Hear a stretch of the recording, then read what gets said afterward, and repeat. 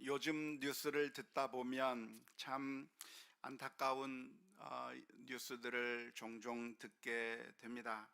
신생아 때 아기가 죽은 경우, 또는 아이를 죽여서 암매장해 버린, 그래서 아예 출생 신고도 하지 않은 채 사라진 아이들이 있다고 하는 그런 참 충격적인 뉴스들이 자꾸 나오는 것 같습니다.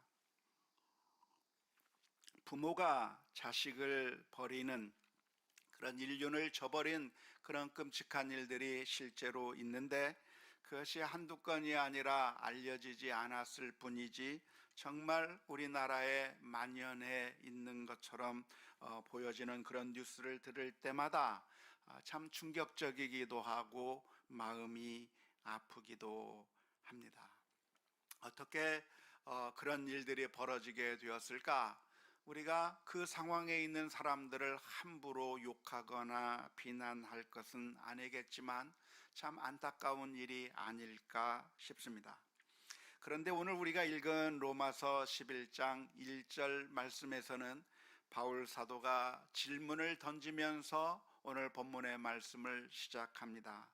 하나님께서 자기 백성을 버리셨는가? 라고 하는 질문입니다. 마치 부모가 자기 자식을 버리는 것이 끔찍한 일인 것처럼 하나님께서도 자기 백성을 버리셨는가? 사랑이 많으신 하나님께서 그럴 수 있는가? 라고 하는 질문을 던지고 있는 것이죠. 이렇게 질문을 던지는 이유가 무엇일까요? 왜 바울 사도는 이런 질문을 던지고 있는 것일까요? 그것은 바로 지금 현재 상황이 아주 암울하기 때문에 그렇습니다.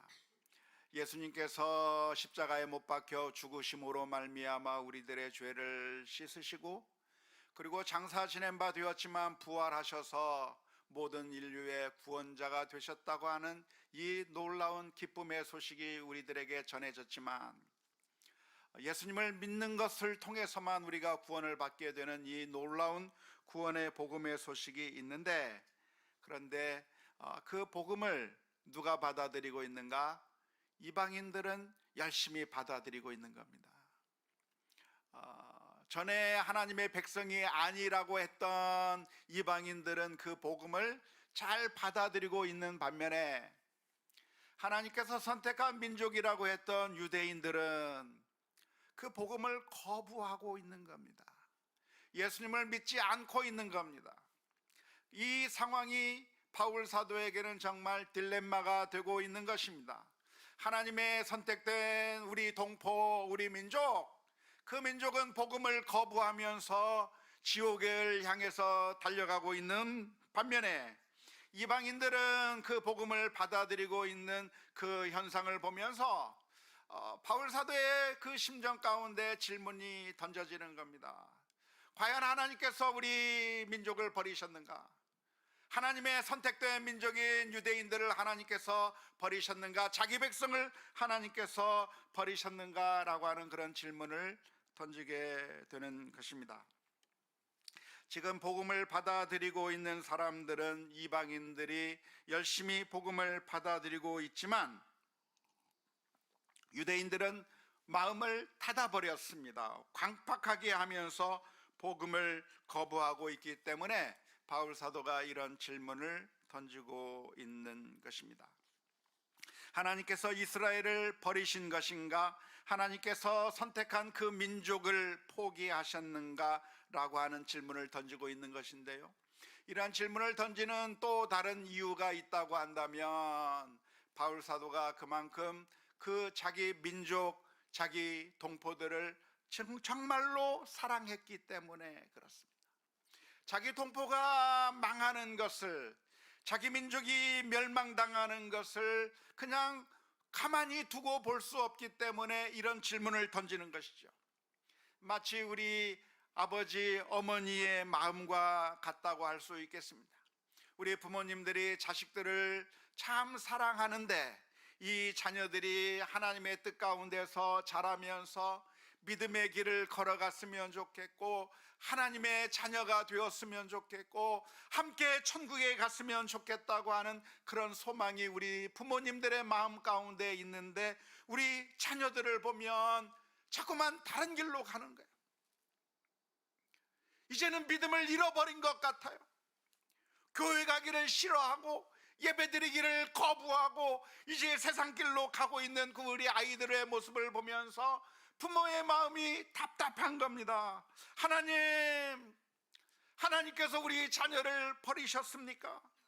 예전에는 주일학교도 잘 다녔고, 예전에는 주일학교에서 학생회장도 했었고, 예전에는 정말 열심히 교회에서 봉사도 했었는데, 그런데 우리 자녀들이 믿음의 길에서부터 떠나버려서 지금은 방탕한 길로 걸어가고, 교회에 대해서 마음의 문을 완전히 닫아버려서 그래서 완전히 불신의 길로 가고 있는 그 아이들의 모습을 보면서 우리 부모님들의 마음이 안타까운 것이죠. 하나님, 언제까지 이런 상황을 계속해서 두고 보시렵니까? 우리 아이가 이렇게 망가지고 있는 것을 그냥 내버려 두십니까? 우리 자녀들을 하나님께서 포기하셨습니까? 라고 하는 그런 안타까운 마음이 드는 것과 마찬가지로 바울 사도는 이스라엘 민족을 보면서 안타까운 마음이 너무나도 들어서 이런 질문을 던지고 있는 겁니다. 그런데 이런 질문을 던진 다음에 바로 즉각적으로 나오는 대답이 있는데요, 그 대답이 무엇입니까?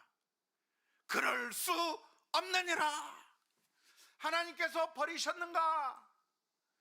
버리셨을 수도 있겠다가 아니라 바울 사도는 아주 강한 어조로 대답하는데, 하나님이 절대로 이스라엘 민족을 버릴 리가 없다, 하나님께서 절대로 버리지 아니하셨다고 하는 대답을 1절에서 해주고 있는 것입니다. 하나님께서 이스라엘 민족을 버리지 아니하셨다고 하는 것을 어떻게 알 수 있을까요? 지금 현재 우리들이 보고 있는 이 현실은 하나님께서 버리신 것만 같아요. 이스라엘 민족이 복음을 거부하고 있어요. 반역하고 있어요. 그런 상황들이 펼쳐지고 있는 이런 상황 가운데서 하나님께서 유대 민족을, 이스라엘 민족을 버리지 않았다고 하는 것을 어떻게 알 수 있겠습니까? 절대 버리지 않았다고 하는 것을 무엇을 근거로 해서 이야기할 수가 있겠습니까? 오늘 본문의 말씀을 살펴보면 몇 가지로 바울 사도가 대답하고 있는데요, 첫 번째는 개인적인 간증을 하면서 하나님이 버리지 아니하셨다고 말하고 있습니다. 로마서 11장 1절 말씀을 다시 한번 보겠습니다. 그러므로 내가 말하노니 하나님이 자기 백성을 버리셨느냐? 그럴 수 없느니라. 나도 이스라엘이니요, 아브라함의 씨에서 난 자요, 베냐민 지파라. 바울 사도가 대답하고 있는 대답이 무엇이냐면, 하나님께서 이스라엘 민족을 버리지 않았다라고 하는 것을 말하면서 예로 든 것이 바로 자기 자신입니다. 내가 누구냐? 나는 유대인이라는 거예요. 내가 아브라함의 씨라는 거예요. 내가 이스라엘 사람이라는 거예요. 나는 베냐민 지파에서 태어난 그런 아브라함의 자손이요, 유대인인데 하나님께서 나도 살려주셨다는 거죠. 나도 구원해 주셨다고 하는 것입니다. 어쩌면 구원받지 못할 사람을 꼽으라고 한다면, 구원받을 수 있는 사람과 이 사람은 정말 구원받을 수 없는 사람과 그것을 한번 등급을 매겨서 정말 구원받을 수 없는 최악질 중에 악질을 꼽으라고 한다면 여러분은 누구를 꼽을 수 있겠습니까? 당시에 바울을 꼽을 수 있을 것 같아요. 왜냐하면 바울은 누구였습니까? 교회를 핍박하던 사람이었습니다. 바울은 고백하기를 나는 죄인 중에 괴수라고까지 이야기를 한 거죠. 그렇기 때문에 복음에 대해서 저항을 하고 핍박을 하고 교회를 쫓아다니면서 박해를 했더니 바울이야말로 어쩌면 적색 리스트에 가장 최위에, 최상위에 올려져 있어야 될 가장 불순분자요, 가장 지옥에 들어가야 될 사람을 꼽으라고 한다면 바로 이 바울이라고 말할 수 있을 겁니다. 그런데 놀랍게도 하나님께서는 바울을 선택해 주셨습니다. 그리고 그 바울을 건져 주시고 그래서 하나님의 자녀로 삼아 주셔서 복음을 전하는 사람으로 바꾸어 주신 것이죠. 하나님께서 유대인을 버리지 아니하셨다고 하는 생생한 증거가 바로 바울 자신이 되는 것이고, 바울을 구원해 주셨다고 한다면 사실 다른 사람을 구원하지 못할 이유가 절대로 없는 것이죠. 소망이 보이는 것입니다. 만일 하나님께서 구원하시는 사람이 정말 의롭고 정말 좋은 사람들만 골라서 그런 사람들만 구원하신다고 한다면, 그러면 우리는 우리의 구원을 자신할 수 없을 겁니다. 천국에 들어갈 수 있는 사람이 누군가? 손양원 목사님 같은 그런 사람들만 천국 간다고 한다면, 자기 아들을 죽인 그 원수를 진정으로 용서하고 그리고 그 원수를 자기의 양아들로 삼아서 사랑을 베풀어준 사랑의 원자탄이라고 할 수 있는 그런 손양원 목사님과 같은 그런 정말 훌륭한 사람만 천국에 갈 수 있다고 한다면 우리 가운데 누가 천국에 갈 수가 있겠습니까? 가능하지 못한 거죠. 우리는 거기까지는 따라가지 못하는 겁니다. 하지만 하나님은 누구를 건져주셨는가? 누구를 구원해 주셨는가? 죄의 악질을 구원해 주신 거예요. 바울과 같은 사람을 구원해 주신 것이죠. 오늘 주보에도 썼습니다마는 우리는 어떻게 복음을 전할 수 있는가? 우리는 어떻게 불신자들을 향해서 복음을 소개할 수 있는가? 여러 가지 방법이 있을 수가 있겠습니다마는 먼저 우리는 빛과 소금의 역할을 감당해야, 그래야 하나님을 드러낼 수가 있을 것입니다. 왜냐하면 이 세상 사람들은 하나님이 계시다고 하는 것을 우리들을 통해서 볼 수 있기 때문에 그렇습니다. 우리의 모습을 보면서 아, 정말 하나님이 계신가 보구나 라고 느낄 수 있기 때문에 우리가 세상의 빛이 되고 세상의 소금이 되어서, 그래서 우리의 착한 행실을 보고 사람들이 하나님께 영광을 올려드리게 만들어야 되는 당위성이 우리들에게 있습니다. 그런데 그렇게 해서 복음을 전하려고 하면 복음이 100% 완벽하게 전달되느냐 하면 사실은 그렇지 못해요. 왜냐하면 우리는 아무리 거룩하게 살아도, 아무리 의롭게 살아도 세상 사람들이 우리를 보면서 우리가 위선자라고 하는 것을 너무나도 잘 알고 있기 때문에 그렇습니다. 저렇게 거룩한 척하지만 뒤에는 호박씨 까고 있다고 하는 것을 너무나도 잘 알아요. 저 사람이 목사요, 장로요, 권사요, 집사라고 하는데, 그런데 교회에서는 정말 저렇게 근사하게 행동하는 것처럼 보이지만 집안에서는 순 엉터리라고 하는 걸 우리 자녀들이 너무나도 잘 알아. 위선자라고 하는 걸 너무나도 잘 아는 것이죠. 그래서 우리가 완벽해서 사람들에게 복음을 전하려고 한다고 하면, 물론 몇몇 사람들은 우리를 보면서 하나님을 알게 되기도 하겠지만, 그러나 대부분의 많은 사람들은 콧방귀만 뀌는 겁니다. 저런 위선자, 저런 나쁜 놈 하면서 우리들의 입술이 아니라 우리의 실제 모습을 보면서 비웃을 수밖에 없는 것이죠. 근데 복음은 어떻게 전해질 수 있는가? 우리의 완벽한 행실로 전해질 수 있는 것이 아니라 나와 같은 죄인도 하나님께서는 용서해 주시고 받아주셨다 라고 하는 것이 복음인 거예요. 우리도 똑같이 죄인이고, 우리도 똑같이 성질내고, 우리도 똑같이 욕심이 많고, 우리도 똑같이 용서하지 못하는 그런 너무나도 부족하고 너무나도 약한 존재들인데, 그런데 하나님이 우리도 사랑해 주셨다는 거예요. 하나님이 나와 같은 연약한 자에게도 사랑의 손길을 내밀어 주셔서 예수 그리스도의 보혈의 은혜로 우리를 깨끗하게 씻어주시고 씻겨주시고 하나님의 자녀로 삼아주셨다고 하는 그 사실이 다른 사람들에게도 소망이 되는 거예요. 나와 같은 죄인도 하나님 앞에 나아가면 용서받을 수 있구나. 나와 같은 죄인도 하나님 앞에 감히 나갈 수 없는 것이 아니라 하나님은 죄인을 부르시고 건강한 자를 찾는 것이 아니라 죄인을 불러서 우리를 온전히 회복시켜 주시는 그 하나님의 사랑을 바라보면서 우리가 나갈 수 있는 것이죠. 그래서 바울 사도가 이야기하는 겁니다. 하나님께서는 이스라엘 민족을 버렸는가? 하나님은 포기하셨는가? 아니다. 왜?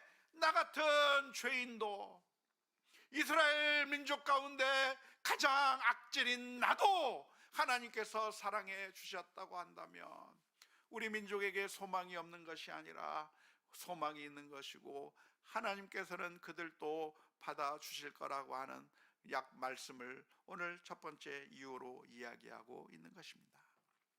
두 번째 예로 드는 것이 있다고 하면 그것은 바로 엘리야 시대 때의 일입니다. 엘리야 시대의 상황은 어쩌면 바울 시대의 상황과 똑같다고 할 수 있을 것입니다. 지금 바울 사도가 목도하고 있는 것이 무엇이냐면 대부분의 유대인들이 복음을 거부하고 있는 상황만 바울의 눈앞에 펼쳐지고 있는 겁니다. 여러 곳에 가서 하나님의 말씀을 전했지만 유대인들이 들고 일어나서 바울의 복음을 거절하는 겁니다. 그런 모습을 볼 때 너무나도 답답한 것이죠. 너무나도 참 안타까운 것입니다. 그런데 그때 이런 질문을 던질 수밖에 없는 것이죠. 그런데 이런 상황이 엘리야의 시대와 아주 똑같았습니다. 엘리야 시대 때는 어떤 일이 있었습니까? 수많은 사람들이 하나님을 버리고 바알이라고 하는 그런 우상에게로 다 넘어가 버렸습니다. 그때 엘리야 선지자는 아무리 해도 바알 선지자들과의 대결에서 승리해도 여전히 회개하지 아니하고 자기를 죽이려고 하는 그 왕비가 버티고 있는 그 모습 앞에서 절망하고 하나님 이제 내 목숨을 거두어가 주옵소서 하소연하고 있을 때 모든 사람들이 다 주를 버렸습니다. 나 혼자 남았습니다 이야기할 때 하나님께서 응답을 해 주시는 것입니다. 로마서 11장 3절에 보면 엘리야 선지자의 하소연이 기록되어 있습니다. 주여, 그들이 주의 선지자들을 죽였으며 주의 제단들을 헐어버렸고 나만 남았는데 내 목숨도 찼나이다.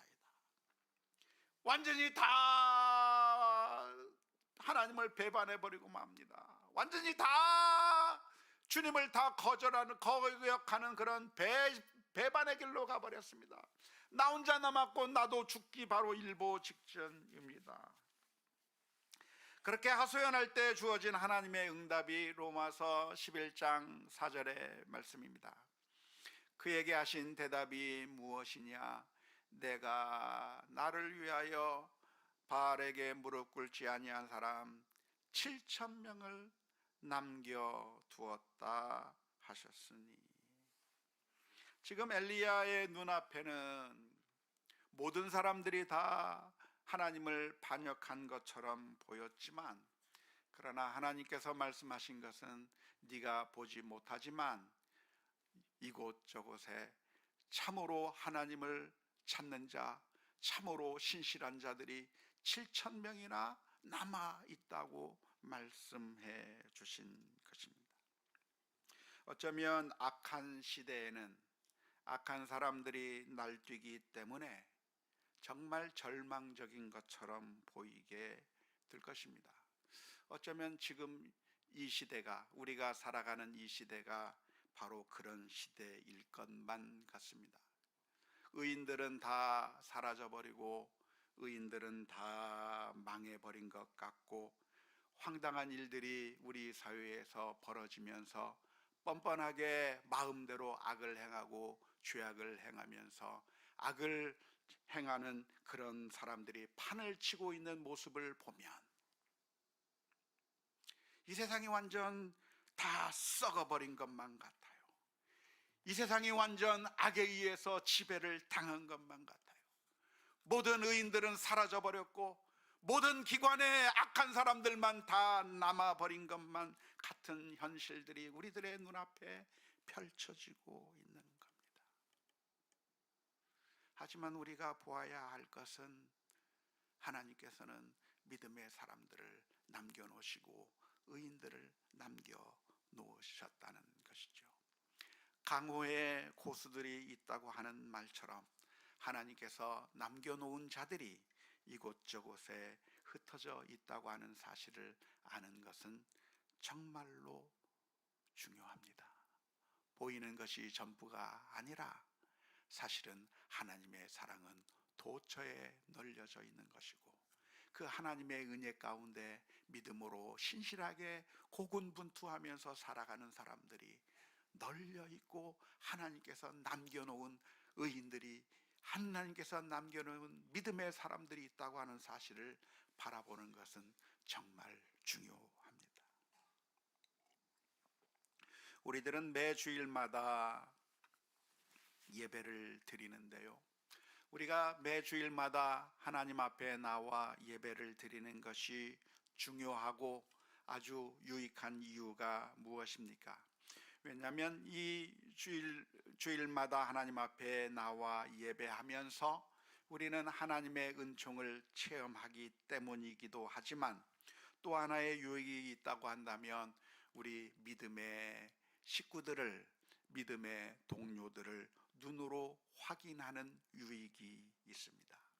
우리는 흩어져서 우리의 삶의 현장에서 살다 보면 외롭고 쓸쓸합니다.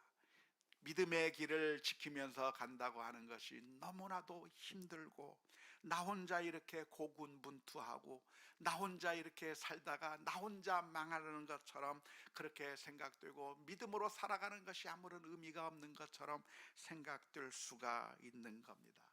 하지만 그렇게 이 세상에서 힘들게 여러 가지 상처를 당하면서 살다가 우리 함께 모이면서 나 혼자만이 아니라 우리의 동료가 있구나, 우리와 함께 같이 예배드리는 믿음의 식구들이 있구나, 하나님 앞에 서 있는 하나님의 백성들이 이렇게 모여 있구나를 바라보면서 위로받는 거예요. 내가 다른 사람을 봐보면서 위로를 받고, 또한 다른 사람들은 우리를 보면서 위로를 받는 그런 놀라운 그 기쁨의 치유의 과정들이 여기서 일어나게 되는 것이죠. 등산과 같아요. 혼자 등산하면 하기가 너무나도 힘들지만 산악회를 같이 구성해서 등산을 하게 되면 쉽게 할 수 있는 것과 마찬가지죠. 어느 날 스펄전 목사님이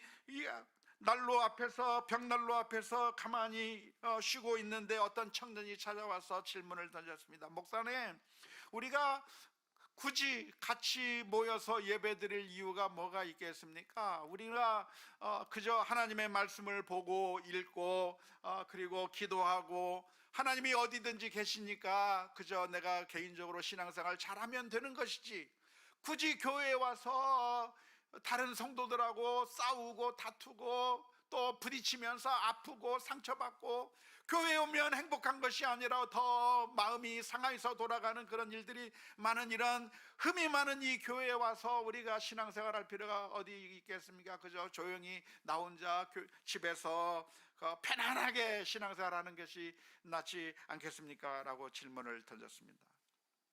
그랬더니 스펄전 목사님이 대답은 하지 않고 벽난로에 있던 나무들을 하나씩 하나씩 흩어 놓았습니다. 얼마 가지 않아서 그 불들이 다 꺼져 버린 것이죠. 온기가 따뜻했던 그 방안이 추워지기 시작했습니다.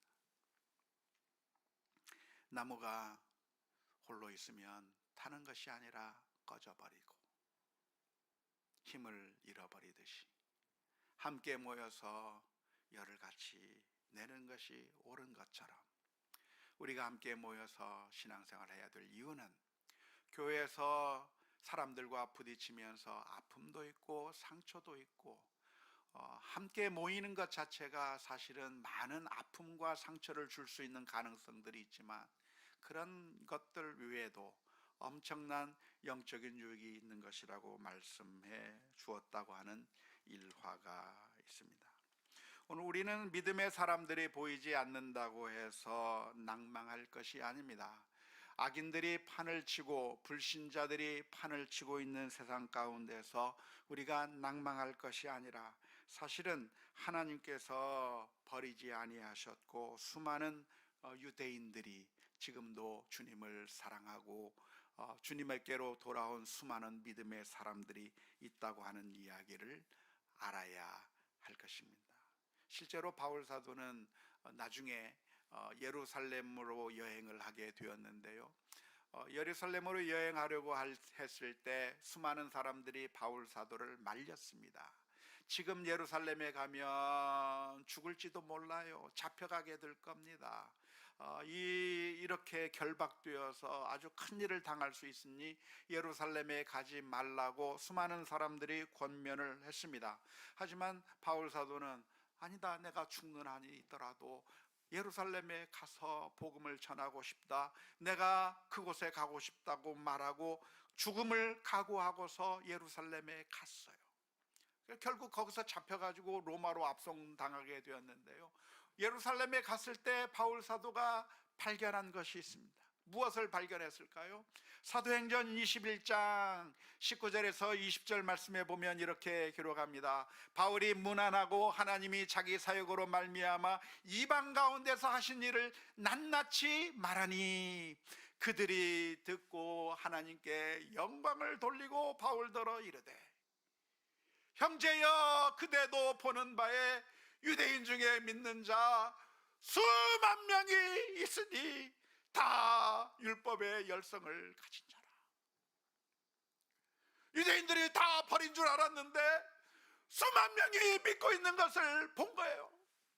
예루살렘에 가서 믿음의 유대인들이 있다고 하는 사실을 발견하게 된 것이죠. 어쩌면 우리들이 믿음으로 살아가면서 나 혼자인가? 나뿐인가? 라고 하는 질문을 던질 때가 많을 겁니다. 하지만 이 말씀을 보면서 우리는 하나님께서 남은 자들을 남겨두셨다고 하는 사실을 발견하며 믿음으로 다시 한번 힘을 얻어야 될 줄로 믿습니다. 세 번째로 바울 사도는 하나님의 은혜를 말합니다. 로마서 11장 5절 6절에서는 이렇게 기록합니다. 그런즉 이와 같이 지금도 은혜로 택하심을 따라 남은 자가 있느니라.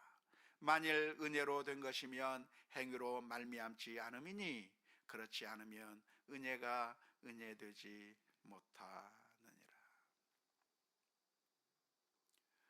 만일 행위로 건져주신다고 한다면 구원의 가능성은 사라져버리게 되는 것이죠. 그 누가 자신의 정당한 행위로 구원받을 수 있는 사람이 누가 있겠습니까? 하지만 하나님께서 사랑이 많으셔서 은혜로 그들을 남겨두셨다고 하는 것이죠. 원래는 하나님께서 다 버려야 정상인데 하나님께서 죄를 지은 이 수많은 악한 유대인들을 하나님께서 심판해야 당연한 것인데 심판하지 아니하시고 하나님의 은혜를 쏟아 부어 주셔서 하나님께서 남겨 놓으셨다고 하는 이야기를 주시는 것입니다.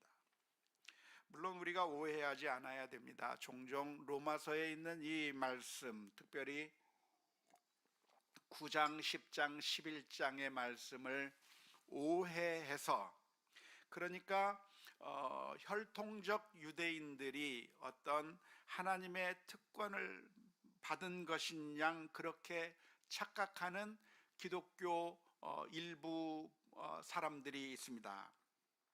그러니까 유태인들이 하나님의 백성이고 지금 저 중동 지방에 세워져 있는 이스라엘 민족은 하나님께서 사랑하는 국가이고, 그래서 우리 기독교 일각에서는 마치 저 국가 이스라엘이 마치 하나님의 나라인 것처럼 그렇게 생각하고, 무조건 이스라엘과 중동 사람들 사이에 무슨 분쟁이 있거나 하면 무조건 이스라엘 편만 들으려고 하는 그런 우매한 크리스찬들이 있는 경우가 많이 있는데요, 사실은 그렇지 않습니다. 지금 이 시대 국가적 이스라엘이 하나님의 선택된 나라라고 말할 수가 없는 것이죠. 이 점을 성경은 분명하게 이야기하고 있습니다. 로마서 2장 28절에서 29절 말씀 가운데서 분명하게 이야기하고 있는 것이죠. 무릇 표면적 유대인이 아니요 표면적 육신의 할례가 아니니라. 오직 이면적 유대인이 유대인이며 할례는 마음에 할지니 영에 있고 율법 조문에 있지 아니한 것이라. 그 칭찬이 사람에게서가 아니요 다만 하나님에게서니라. 로마서 2장 28절에서 29절까지 해주고 있는 말씀의 의미가 무엇이냐면, 한번 도표로 한번 정리를 해서 보면 좋을 것 같아요. 혈통적으로 유대인인 사람들이 모두가 다 유대인이 아니라 믿음으로 하나님의 자녀가 된 이면적 유대인, 속이 진짜 유대인이 진짜 유대인이기 때문에 그들이 진짜 유대인들이 구원받는 것이지, 혈통적으로 유대인이라고 해서 믿음을 거부한 사람들이 구원받는 것이 아니다. 오히려 비유대인이라고 할지라도 정말 내가 하나님의 말씀을 받아들인다면 그 사람이 진짜 유대인이고 그런 사람들이 구원받는 것이다라고 이야기해 주고 있는 것이죠. 아무튼 이 말씀을 보면서 우리가 기억해야 될 것이 있다고 한다면, 하나님께서 은혜로 구원을 베풀어 주시는 것이고, 그래서 유대 민족 가운데 하나님께서 남은 자들을 남겨주시고 그들이 참된 믿음을 가지고 하나님 앞에 나올 수 있도록 해 주신다고 하는 것을 바라보면서 소망을 가져야 할 것입니다. 성경은 이 남은 자들을 통해서 구원해 주시는 그 놀라운 역사를 기록하고 있는데요, 우리가 남은 자라고 하는 사실을 생각해야 될 것이고, 또한 오늘 말씀을 보면서 우리가 얻어야 될 교훈이 있다고 한다면 절망하지 않아야 됩니다. 낙심하지 않아야 됩니다. 신앙생활 하다 보면 우리는 외롭게 느껴질 때가 있어요. 신앙생활을 하는데 나 혼자 하는 것 같아요. 다들 전도 안 하는데 나만 전도하는 것 같아요. 아무도 봉사 안 하는데 나만 봉사하는 것 같아요. 아무도 찬양하지 않는데 나만 찬양하는 것 같아요. 모두가 다 협조하지 않고 모두가 다 뺀질거리는데 나만 기도하는 것 같아요. 그래서 나만 신앙생활 하는 것 같고 다 신앙들이 다 없는 것 같아서, 그래서 나만 이렇게 외롭게 쓸쓸하게 신앙생활하고 있는 것은 아닌가라고 생각하는 경향들이 많이 있습니다. 하지만 우리는 그 상황 가운데서 절망하거나 낙심하지 말아야 할 것은, 엘리야 선지자가 그랬던 것처럼 낙심하지 말아야 될 것은 하나님께서 각각의 사람들을 각각의 상황 가운데 인도해 주시고 계시기 때문입니다. 뿐만 아니라 불평하지 말아야 되는 것이죠. 마르다처럼 주님 왜 나만 이렇게 일해야 됩니까? 그렇게 불평할 것이 아니라 사실은 내게 맡겨주신 그 사명을 내가 감당하고 있다고 하는 것이 은혜요 축복이라고 하는 사실을 기억하면서 믿음으로 나아가야 될 줄로 믿습니다. 그런데 바로 그런 남은 자의 사명을 감당하신 분이 바로 예수 그리스도이십니다.